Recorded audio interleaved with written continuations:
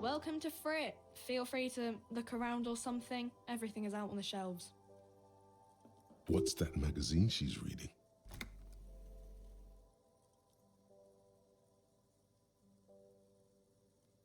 You mean this?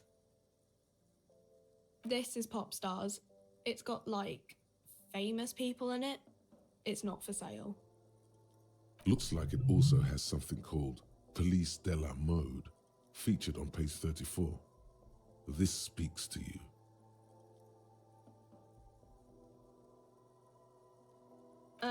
It's where they rate different outfits famous people wear. It's kind of funny. They're kind of mean. It's about who's the most stylish.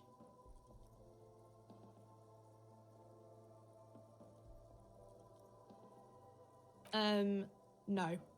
I don't like it. I hate it. We are not the fashion police. We're the real police. I don't know. Frit?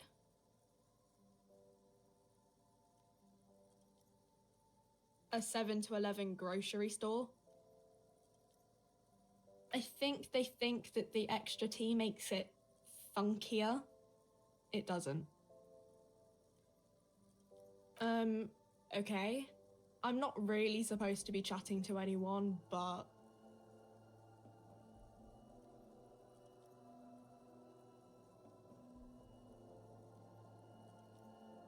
A warehouse? I don't know. Maybe. I don't really care what Frit does. She scrunches up her face into an expression of consummate adolescent skepticism. Fine.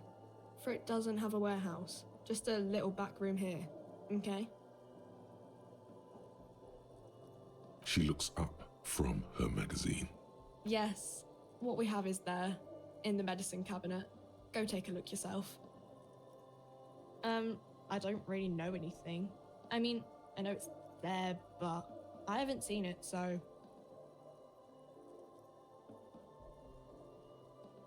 I don't know, really long. I don't know. No need to worry. It's just standard procedure for us to ask around. If you hear anything, let us know, okay? Okay. Uh-huh.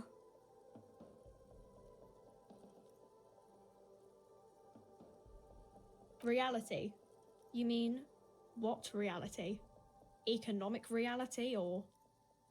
She is like a student unexpectedly called upon by a teacher. Can she answer the classroom question?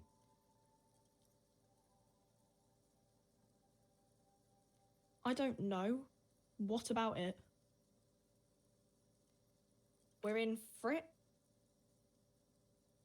As mankind, or as a nation, or... What will her essay prompt be?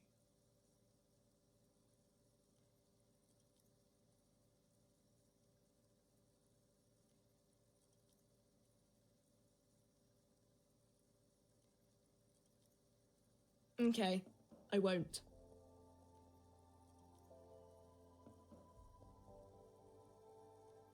Cool.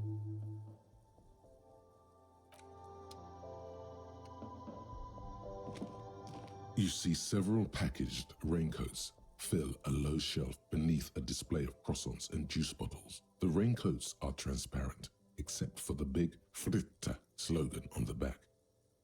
The packages are small, discreet, sloppily stacked, making them easier to take unnoticed.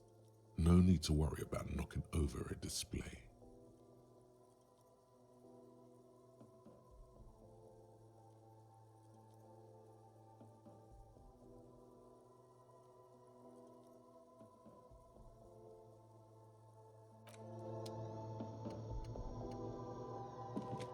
A colorful display of cigarettes and alcohol bottles line the shop wall, inviting you closer.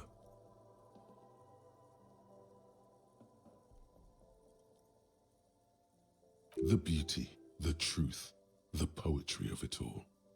I'm obliged to inform you that both alcohol and cigarettes damage your health, but I guess you already know that. Don't ask, don't look, don't do anything here. Just go away. Get back to work.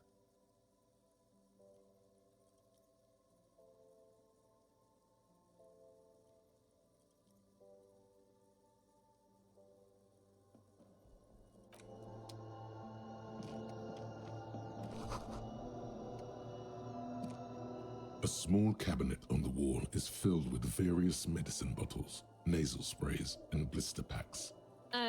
Just ask me if you need anything from St. Baptiste.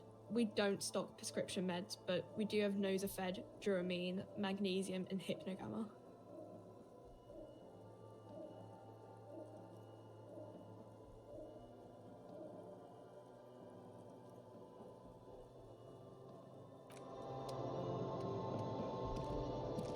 The tear machine stands in the corner. A sign says, 1 bottle equals 10 cents. Oh, that's the tear machine.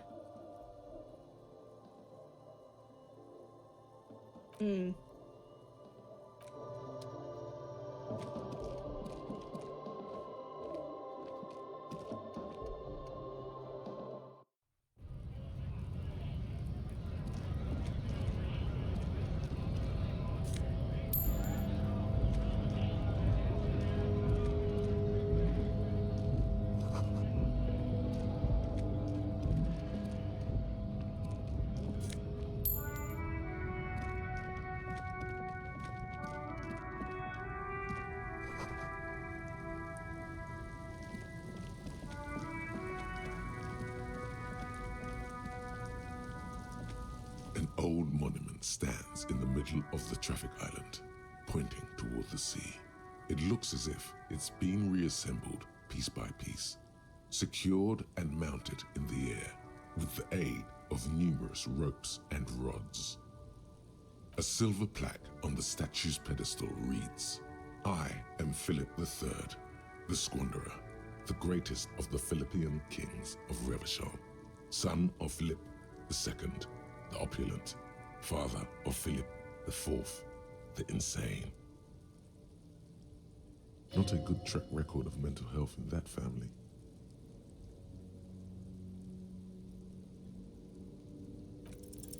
What did he do? You have no idea what you did a week ago. How would you know what this guy did many centuries ago? High above you, the king stands triumphantly oblivious to your memory trouble.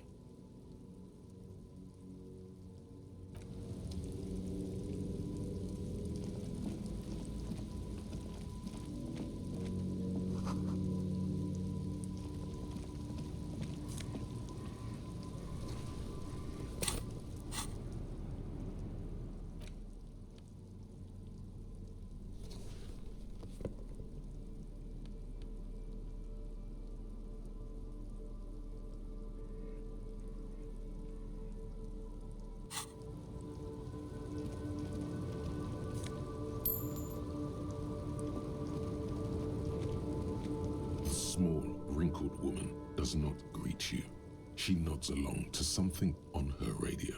A photograph is clutched in her hands, and there is a warm smile on her face. It's the warmth of a winter night's fire. Maybe she could give you comfort and shelter, some cigarettes and food money. Maybe she's your...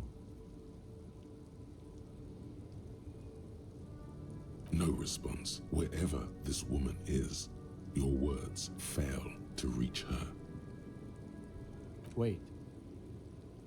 She's just a distracted old woman. Better to leave her alone.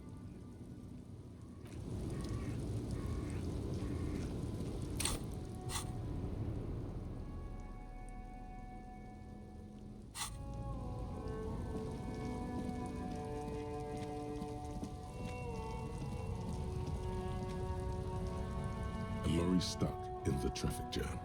This big, heavy Grad-made machine is well kept for such an old machine.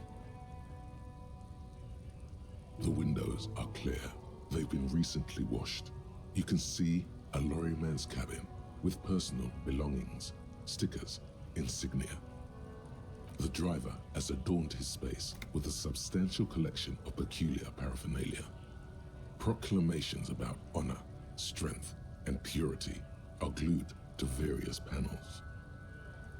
The back end of the cabin has a small perch to sleep, large ashtrays.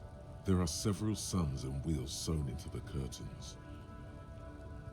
Racist nationalist paraphernalia. Not unusual in this part of town.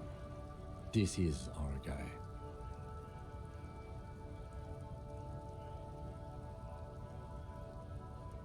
Likely, yes.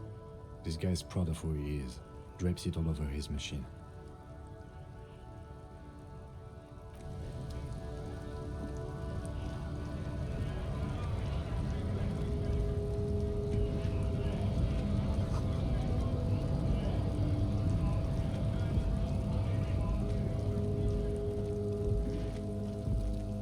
Looking for something?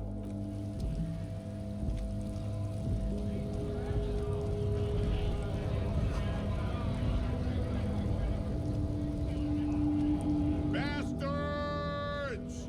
We have a right to work! Hold up and stay frosty, everyone. Cops are here. You here to fuck with us? Beat the honest worker down.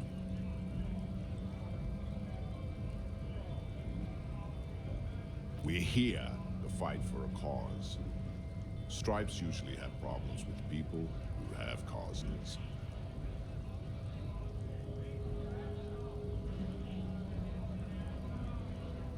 Ha! Couldn't handle us.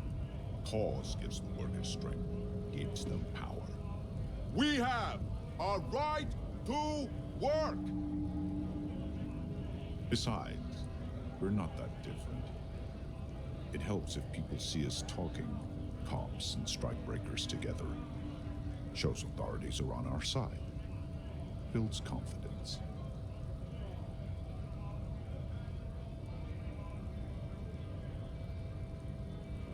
Maybe you should ask them the questions, like why we're not allowed to make a living here. Shame on you! We have families to feed, you piece of shit. So do we, Scott.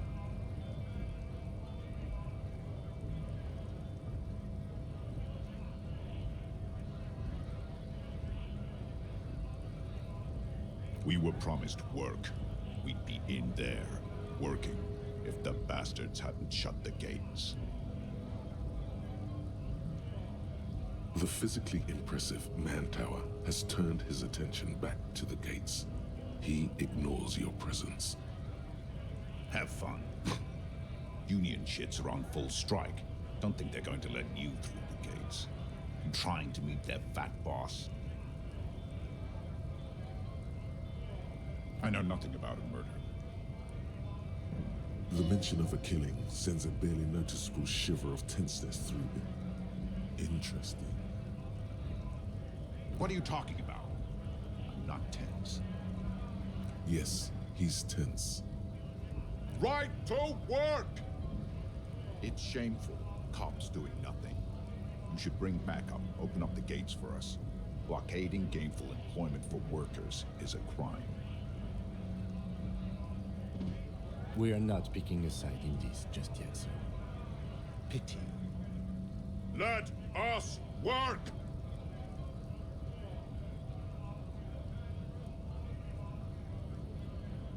Honest men and women with rights to work, to be useful, not toys for corporate interests. We came here to help the harbor run smoothly in time of crisis. If union fucks don't want work, they ought to let in those who do want work.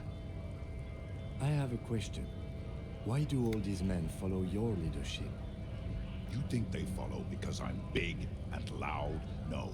They follow the rules of the market, the rules of the economy, because they were given a job to do! You've been talking to him for quite a while now. Something is off with this guy. Ask him where he's from. What's it to you? Big mess, caused by union greed. But I only fight for the rights of people. We're all workers, right? Workers stick together. Came from the eminent domain, in Jamrock. Backgrounds in odd jobs, heavy lifting, cargo hauling, bouncer work.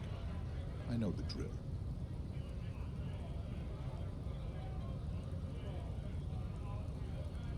Worked at Territorial.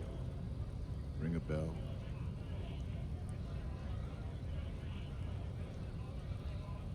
We're done here. I have a strike to break.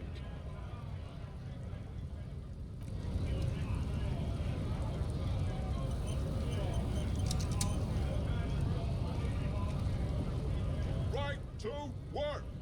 Right to work! Shame on you! Things are busy enough. You're going to waste less of my time?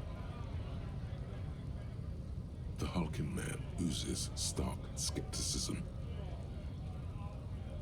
When a bunch of ungrateful, lazy cockroaches can't get their act together, decide to block honest work for other people. Beats me. They mumble nonsense about boardrooms and workers' rights, while we have the right to work! There's something odd in the way he carries himself. His set of clothing looks vaguely mismatched. The different pieces of the attire seem ill-fitting.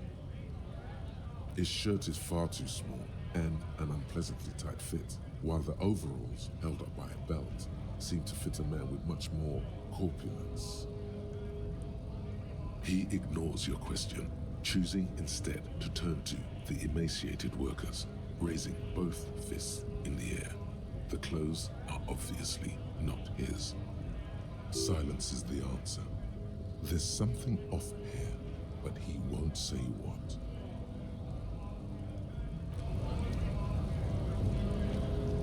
It's a kind of a worm, content with mere survival. They come, they want to do our job for shittier pay, screwing over both themselves and us. Everybody loses. Beats me. Somewhere in the ground, I think. Gotta be bloody stupid or freaking evil to scab. Or I guess scared, maybe. But scared of what? Of who? Personally, I'd rather beg than scab. If the gentleman shouting on the street came begging, maybe they'd have gotten something.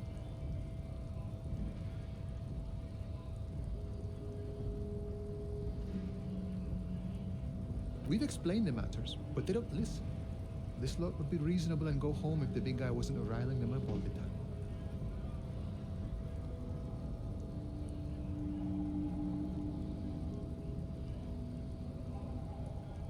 I was just messing with you. No one's ever seen a cop scab. Imagine, you cops going on a strike, but then another cop comes in and says, "Let us cop for less money." Psst, show him your stolen card. Now has arrived the perfect moment. Speaking of, what brings the RCM here, to the wild north? Come to see the strife?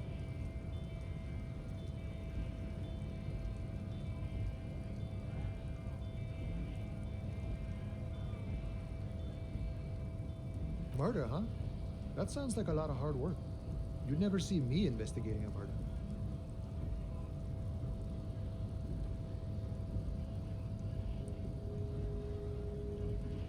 Of course, Policia. It wasn't me. You can rule me out. Easier that way. Should we? He's nice. I don't like nice. He didn't do it. It's the truth.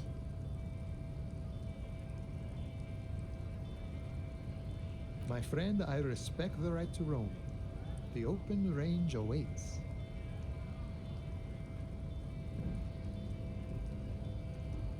I don't operate in that capacity. I'm not a granter of passage. The passage grants itself. Beneath the jolliness, he suddenly seems doubtful. Aye. Walk right past Measurehead and go in. Yeah, the 2.5-meter tall Semini Supremus is there. Walk right past him,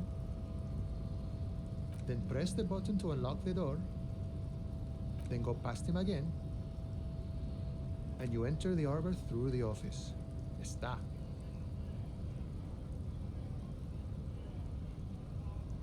Don't worry, I'm sure it's not completely impossible. For example, you could best Measurehead in a physical confrontation.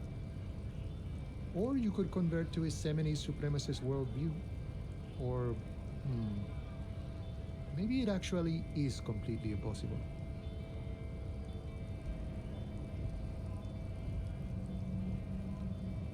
Jean-Luc himself would say the philosophy has proven overly heroic for the scabs to convert to.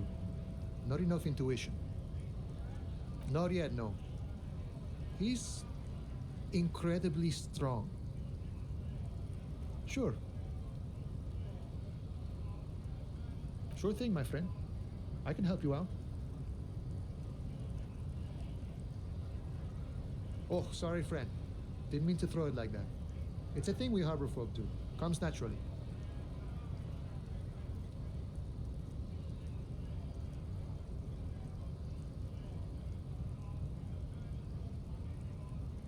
Man of honor. I respect that.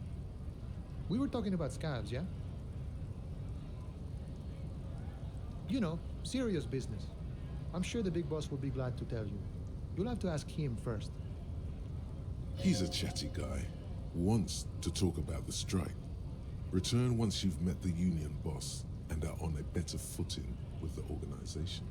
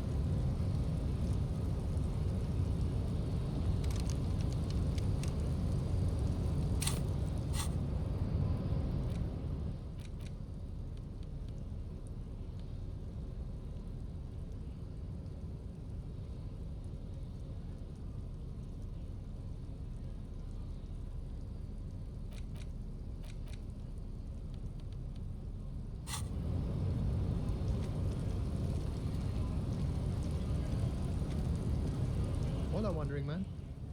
How can I help you? The man looks at the colorful piece of plastic, then at you, then back at the card. But that's not you, officer.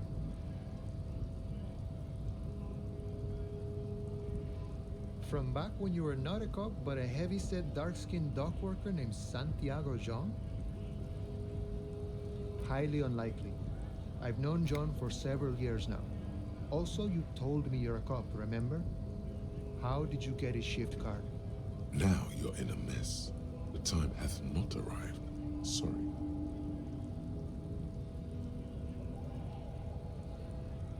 Oh, John's been out drinking himself blind again? He should watch his step, that John. Can I have the card? No, it will prove useful still. Believe your thieving fingers.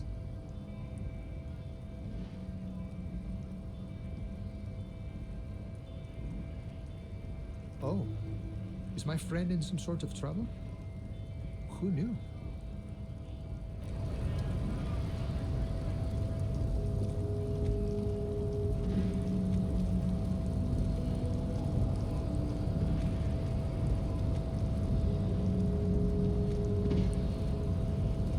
Nobody betrays your degeneracy. Yeah, Measurehead. His body totally betrays his degeneracy. Don't say anything.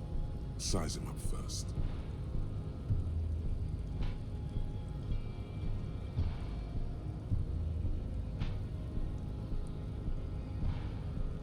Are you admiring my morphophysiology?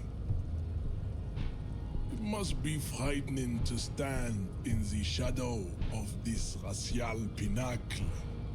Be calm, Sandwich. You are not in danger because you are not a threat to me. What is this androgynous display of sexual maturity? Merely standing up makes you sweat profusely.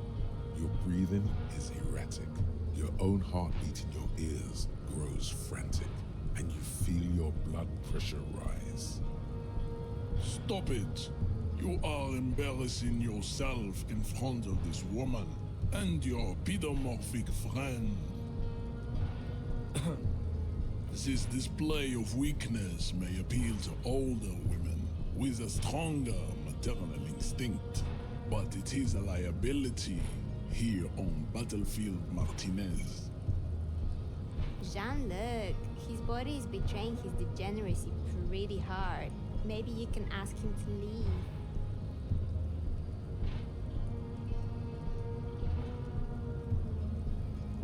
You have succumbed to Al-Ghul. You reek of it. An invisible sword of Al-Ghul emerges from your throat. You cannot see it, but others can. It is making the woman in my company sick. Yes, Al-Ghul.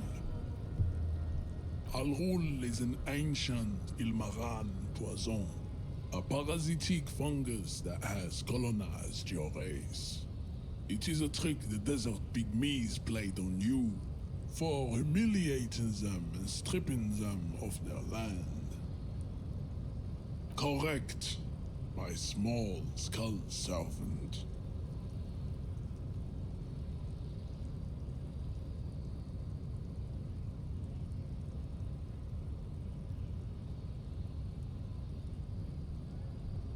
No, you don't. You need to get another drink. Occidental Haplogroup B4 is done giving orders around here. The influence of the ham sandwich race is waning. Show him the ham still got it.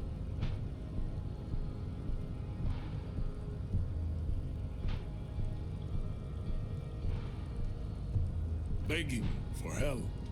Attempting to pass fear for cooperation. How far the Occidental Haplogroup has fallen. You were once a noble and powerful race. You gave the world eugenics, electricity, and powerful weapons of war like missiles and aerostatic aircraft.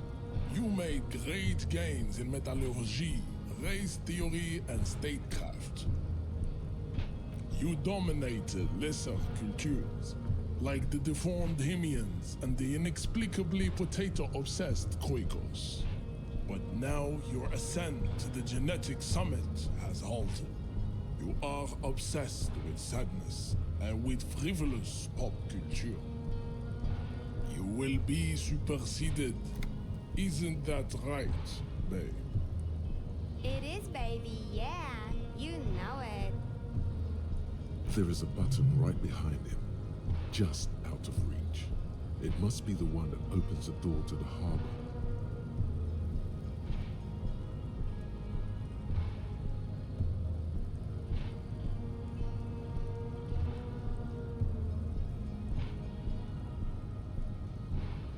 Enough with this begging. You should leave the stage of history with dignity by inviting the other races to a great world war. Bring your troops to the Simenon Islands and to Boogie Street, and we will pulverize you. When you are gone, we will build a museum for you. The walls will be lined with bottles of Al-Ghul, your beloved beverage.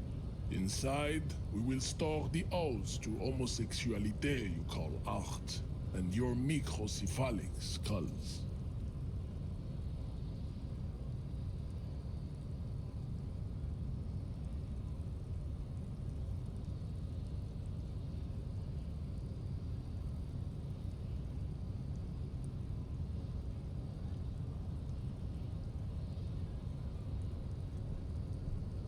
Racists are generally not very good examples of their race.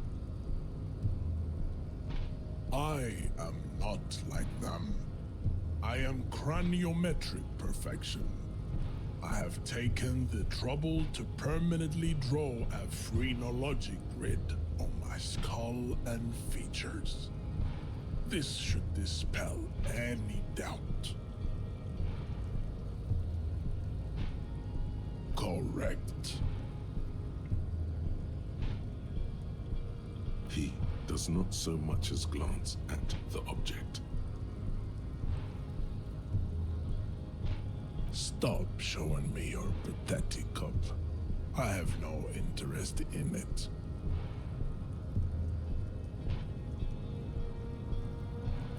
Don't be vulgar. White or not has got little to do with this. The race enigma runs much deeper than that. There must be some friction there. He's keeping it well hidden, however.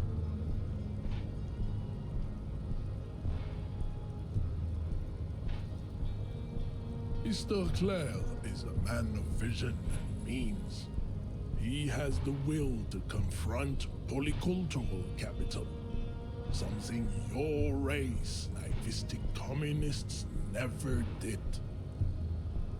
Also, to serve is noble. It takes discipline. Your petulant individualism has only contributed to your race failure.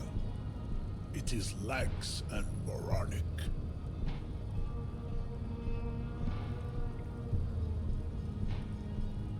Jam. Individualism. You have gotten these ideas from degenerate youth culture, have you not? You have picked them up from rock and roll songs? Rock and roll is moribund. Only Koikos listen to it anymore. There is no life left in it. My people abandoned it long ago. It leads only to neurodegenerative herpes and heroin overdoses. I am not surprised you enjoy it so much. This has happened to many of the side products of the inevitable cultural victory of the Seminoles race. The South Island race, haplogroup A4A. We are the rightful masters of the Insulindian archipelago. We descend from the Areopagites of ancient Pericarnassus and arrived here 4,000 years ago, millennia before you. We are the future. That is all you need to know. I am a descendant.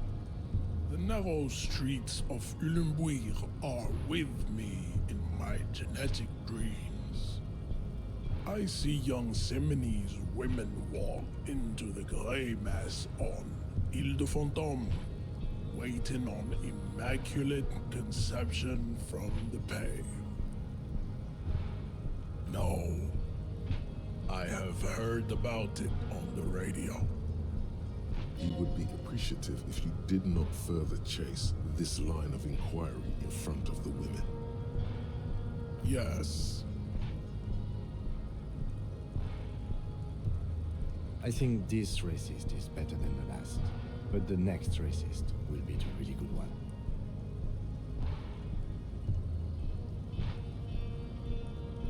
There always is. Race is reality.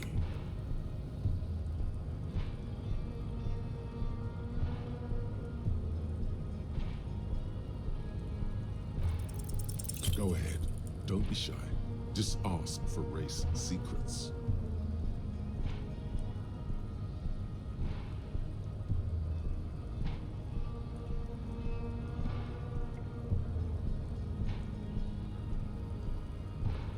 That's understandable. Jean-Luc Measurehead is a sage and an intellectual giant of race theory. Who are you, handmaiden of Al Ghul?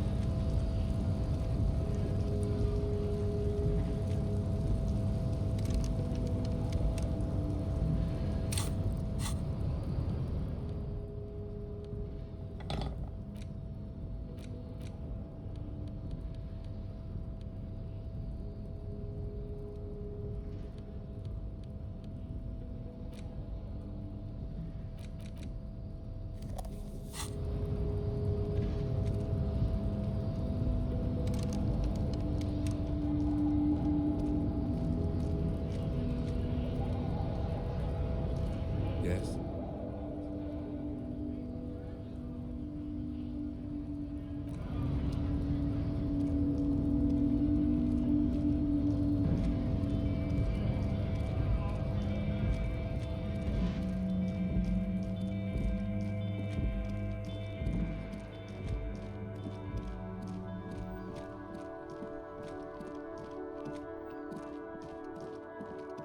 An old call box with a matrix of push buttons lists all the companies in the East Delta Commerce Center.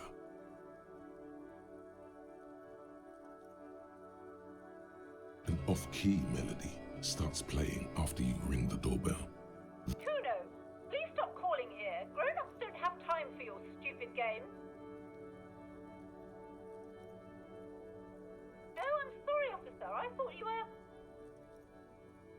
But the doorbell is broken, and the bookstore shouldn't even be on the list anymore, so I can't help you. Please don't call here again.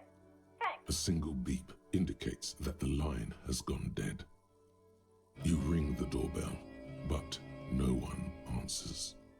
All you hear is static, but no one answers the call. You ring the doorbell, but nothing happens. You wait for a minute or two, but all you get from the call box is silence. No one answers the call.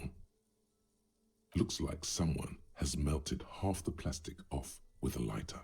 The doorbell doesn't work anymore. You hear static from the intercom speaker. It sounds as if someone has picked up the receiver but isn't saying anything. Yes, hello. This is Tricentennial Electric. Have you come to place an order? My God. The lieutenant exchanges a look with. It's you. My God. I didn't think I would hear your voice. No, something's wrong here. Are you sure she's talking to you? Michelle, just please.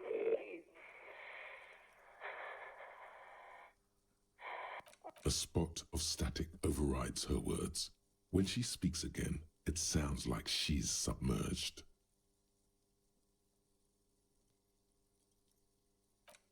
It's so nice. It's so nice to be able to finally meet again.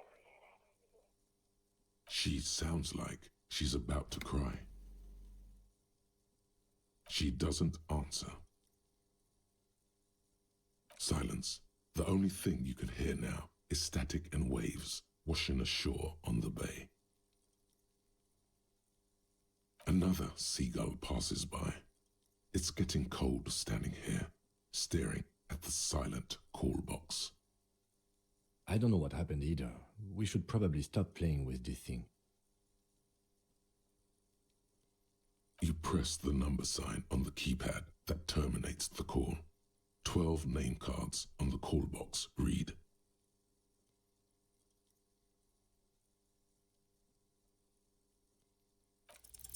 Whatever she says, it can't hurt you. You're a different person now. Stronger, healthier, and... All right, maybe not healthier, but it's a bonus that you've drunk so hard you can't remember any of your past relationships. Oblivion's the ace in your corner. There's a light buzz as you press the doorbell, waiting for her to answer the call. It's cold outside, and you can hear the wind blowing into the speaker. Yes, hello. This is Tricentennial Electric. Have you come to place an order?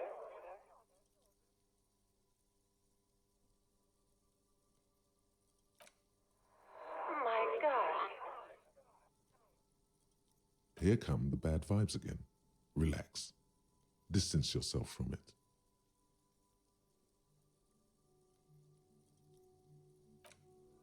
It's you.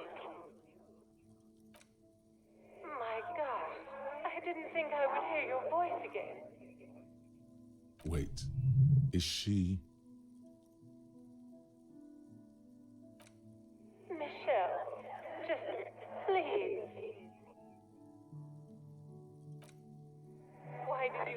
Paul, I don't understand. You've been gone for months.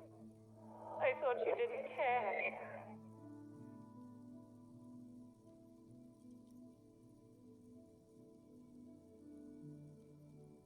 The voice from the intercom doesn't answer, but you can hear her breathing. Wind blows into your microphone again, crackling and echoing in the box. Ever since I came to work here, it's been different. As if my mind's been wiped clean. It's so nice to be able to finally forget about you. And then it hits you. She tries again not to cry, and still doesn't succeed completely. Her quiet sobs sound old and distant, as if her voice is being played off a wax cylinder. Real or not, your mirror neurons react. It feels painful to be listening to this. Her sound melts into the static from a long-distance phone call. From time to time, you can hear people talking in the distance, but can't make out any words. This is where you hung up the call the last time, but the recording is still going. A phone rings in the office with an old-fashioned chime, and someone walks by in a pair of heels. The static is like a warm blanket wrapped around the sounds. No one replies, but the static grows stronger like rainfall. Then a female voice speaks out, completely different from the one before. Glorious and total somehow, crawling inside your head. Her words are too cold to comprehend. She smells of sodium lights and rain streaks on car windows. Eyes like pilot lights watch your shape in dark hallways, guttering. So... it was a recording trapped in the circuitry from some ancient tenant. This sometimes happens. Shall we conclude here? We have other mysteries to solve.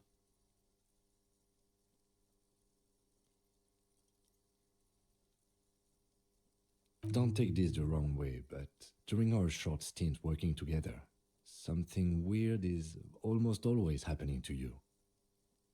That is true.